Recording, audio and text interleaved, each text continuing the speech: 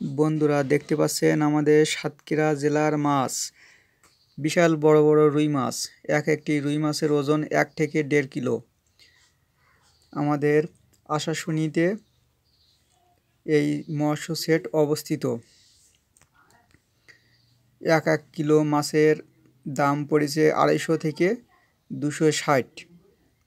আপনাদের ওদিকে কত করে কেজি কিনে খাচ্ছেন আমাদের অবশ্যই জানাবেন কমেন্ট করিয়ে।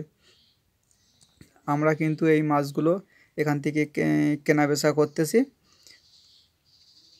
250 থেকে 260।